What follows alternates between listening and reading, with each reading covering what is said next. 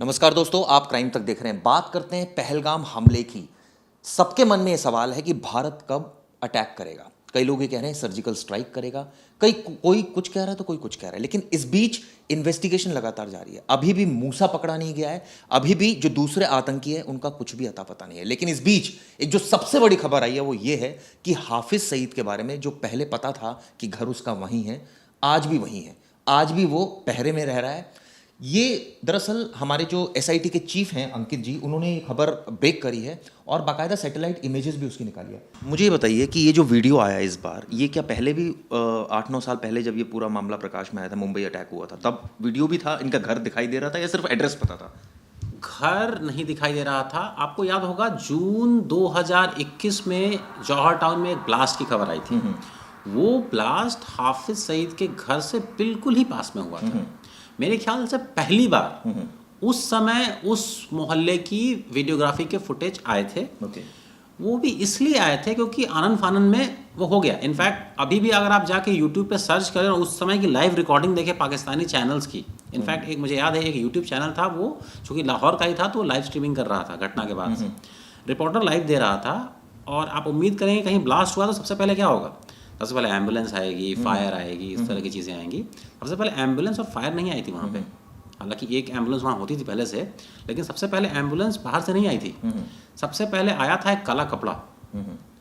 वो काला कपड़ा जैसे हमारे यहाँ शादियों में टेंट लगते हैं ना, उस तरह का एक काला कपड़ा आया था और वो इसलिए लगाया गया था कि उस घर की फोटोग्राफी वीडियोग्राफी ना हो सके।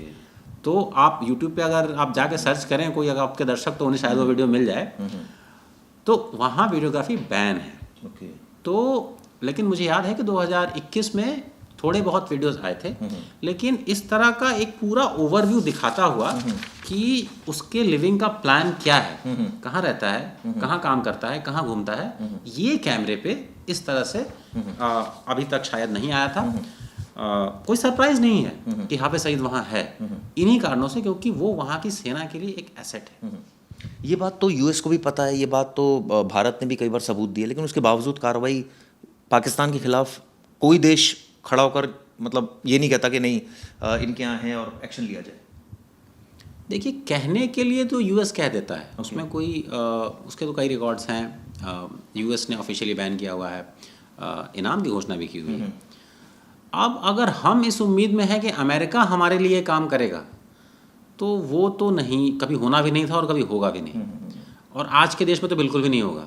20 साल पहले का अमेरिका शायद सोच भी सकता था, लेकिन अब तो बिल्कुल नहीं होगा और कोई उदाहरण भी नहीं है। चलिए लास्ट क्वेश्चन सर, इसमें बताइए जो पहलगाम का हमला हुआ, इसमें कोई डायरेक्ट एविडेंस हाफिज सईद को लेकर कोई है या कि वो भी मूसा इन तक की बात हो रही है? हाफिज सईद को लेकर कोई डायरेक्टली? देखिए, जब आप कहते हैं, सबसे पहला नाम क्या आया था? सैफुल्ला खालिद, जिसे सैफुल्ला कसूरी कह दिया गया। सैफुल्ला खालिद कौन है? सैफुल्ला खालिद का नाम आया इसलिए क्योंकि 5 फरवरी को या 3 फरवरी को वो पीओके में जाकर उसने एक भाषण दिया था। ये सब जो हम कहते हैं ना, सब प्यादे हैं। सैफुल्ला खालिद जब हाफिज सईद ने अपनी पॉलिटिकल पार्टी बनाई थी, तो उस पॉलिटिकल पार्टी का फेस था। कई दफ़ा जानबूझ के इस तरह के नाम उनके तरफ से ही उछाले जाते हैं, जिससे कि मामला डाइवर्ट हो। पाकिस्तान में पिछले कुछ 1 साल की अगर आप एक्टिविटी देखें, तो 2 ऐसे लोग हैं जो मिलिट्री के साथ बहुत मिलके काम करते हैं, जो उन एसेट्स को कंट्रोल करते हैं। एक जैश मोहम्मद के लीडरशिप में मसूद अजहर और दूसरा हाफिज सईद। इसके अलावा बाकी आप जो भी आपने अभी नाम लिया, अबू मूसा, ये तो इनके ओरिजिनल नाम भी नहीं होते। ये नाम तो इन्हें दिए जाते हैं। नाम कुछ ऐसा ही होगा जो मोहल्ले के नाम होते हैं ऐसे वाले, ये इनको ग्लोरीफाई किया जाता है। तो हमें जो हमारे पास जो इनपुट्स हैं, हमारे हिसाब से ये सिर्फ प्यादे हैं। असली लोग या तो हाफिज सईद निकलता है या मसूद अजहर निकलता है। तो इस केस में चूंकि टीआरएफ तो अपने आप में कोई ऑर्गेनाइजेशन भी नहीं है ना। टीआरएफ तो आप देखिए, टीआरएफ का एक बड़ा इंटरेस्टिंग इतिहास है। लोग कहते हैं टीआरएफ कहाँ आया, टीआरएफ का ऑफिस कहाँ है, टीआरएफ कहाँ से चलता है। आपने 2019 में कश्मीर से जो संविधान में संशोधन किया, उसके बाद क्या हुआ? सबसे पहले कश्मीर में आपने टेलीफोन, इंटरनेट सब कुछ बंद कर दिया। उस समय एक ऑर्गेनाइजेशन आती है जो ऑनलाइन आती है और वो कहती है हम कश्मीर से चलते हैं। अगर कश्मीर में जब फ़ोन भी नहीं चल रहा था, जब इंटरनेट भी नहीं चल रहा था, जब लैंडलाइन फ़ोन तक नहीं चल रहा था, उस समय टीआरएफ का जन्म ऑनलाइन दुनिया में होता है।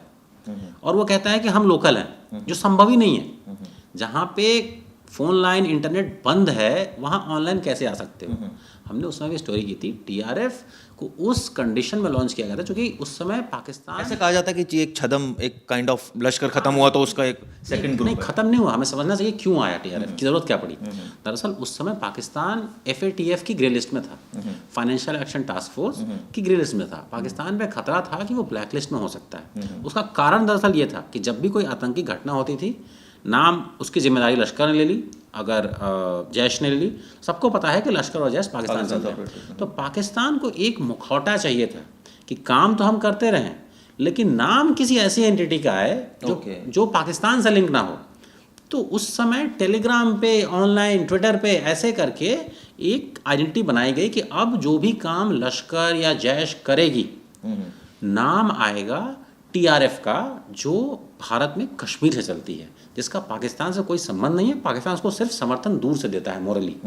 तो ये एक आइडेंटिटी बनाई गई है। और ये चीज़ मुझे लगता है कई जो पत्रकार कवर करते हैं ना, उन्हें भी इस चीज़ की क्लैरिटी नहीं है। मुझे नहीं लगता, मैं पर्सनली इस चीज़ के बहुत खिलाफ हूँ कि आप टीआरएफ का नाम इस्तेमाल करते हैं, क्योंकि ये उनकी बनाई हुई आइडेंटिटी है। अगर लश्कर ने किया तो लश्कर है, जैश ने किया तो जैश है, क्योंकि ये दोनों वेल स्टैब्लिश्ड हैं पाकिस्तान से चलने वाले। इनफैक्ट क्योंकि अगर ये बार बार टीआरएफ नाम लेंगे तो ऑब्वियसली पाकिस्तान का तो रोल खत्म ही हो जाएगा। वो कहेगा जी हमारा तो है ही नहीं कुछ इसमें। लश्कर और जैश से एकदम ये उनकी स्ट्रेटजी में प्ले करता है। और ख़ास बात यह है कि अगर आप लश्कर की बात करें और जैश की बात करें तो पाकिस्तान के कानून के तहत भी ये बैन है। जैश ए मोहम्मद को मुशर्रफ ने बैन किया था। तो भारत से अगर आप रिपोर्टिंग कर रहे हैं तो मुझे लगता है कि जब भी आप टीआरएफ सुने, टीआरएफ हटा के या तो आप लश्कर मान लें या जैश मान लें। बहुत अहम जानकारी दी अंकित भाई आपने। और सबसे बड़ी बात है कि किस तरह से जो एआई मैं इनफैक्ट नहीं कहूँगा, ये सैटेलाइट इमेजेस हैं जो अंकित जी ने निकाली और इसको पूरा इस्टेब्लिश किया कि क्यों जो हाफिज़ सईद है वो एक क्राउडेड प्लेस में रह रहा है, उसके पीछे एक वेल थॉट है, और क्यों उसामा बिन लादेन अलग रहता था और इसी वजह से अमेरिका ने उसको शिकार बनाया, उसको इनपुट मिला, वो वहाँ पहुँचा। फिलहाल पहलगाम मामले में भी हाफिज़ सईद का नाम आ रहा है और अंकित जी की माने तो साफ साफ ये प्यादे हैं जो लोग आगे, ये भी हो सकता है इनका ये असली नाम ना हो और इन्हीं के ज़रिए ये आतंकी घटनाओं को अंजाम दे रहे हैं, लेकिन इसके पीछे जो असल नाम है वो हाफिज़ सईद का ही है। ये वीडियो दोस्तों कैसी लगी ज़रूर बताइएगा। शुक्रिया।